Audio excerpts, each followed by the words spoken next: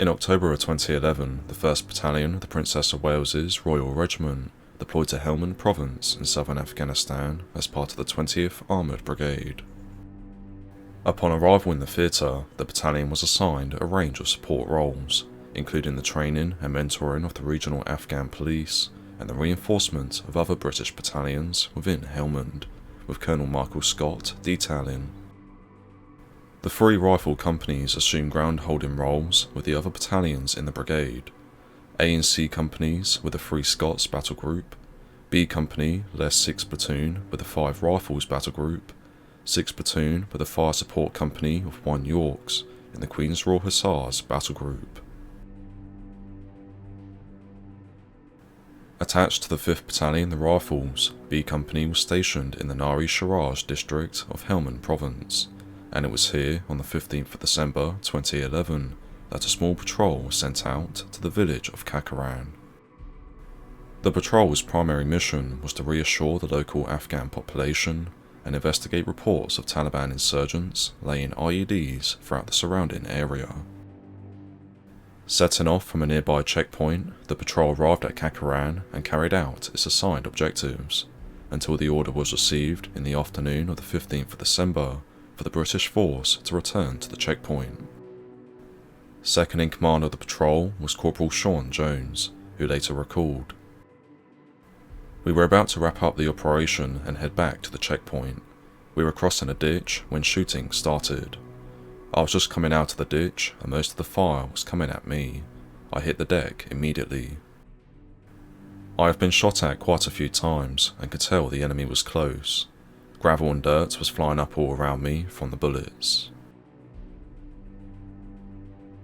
Having withdrawn from Kakaran, the British patrol had walked straight into a Taliban ambush, with a small water-filled ditch providing the only cover in a region that was dominated with open fields. Forced to dive into this ditch, the British infantry began returning fire, including Corporal Sean Jones, who grabbed the patrol's 66mm rocket launcher and fired it at one of the Taliban's positions. However, such was the weight of the incoming enemy gunfire and the size of the Taliban force that the patrol effectively became pinned down. Realising this, and knowing that remaining in position would likely lead to them being overwhelmed, Corporal Jones ordered 3 of his men to fix bayonets and follow his lead. The corporal continues, "I asked them if they were happy.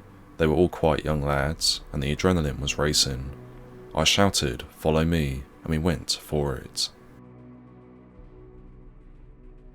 Moving out from the cover afforded by the ditch, Corporal Jones and his small party proceeded to charge across 80 metres of open ground directly towards one of the Taliban positions. Partway through the charge, 2 of the men broke off to provide a base of fire on the enemy position, whilst Corporal Jones and the 3rd Infantryman continued forward to take it out. Unfortunately, there does appear to be conflicting reports on what happened next in the engagement. A statement provided by the Ministry of Defence comments that, "As 2 of the soldiers provided fire support, Corporal Jones prepared a hand grenade for the final assault. He raced towards an alley and was about to throw the grenade, but realised the buildings were occupied, so put the grenade away."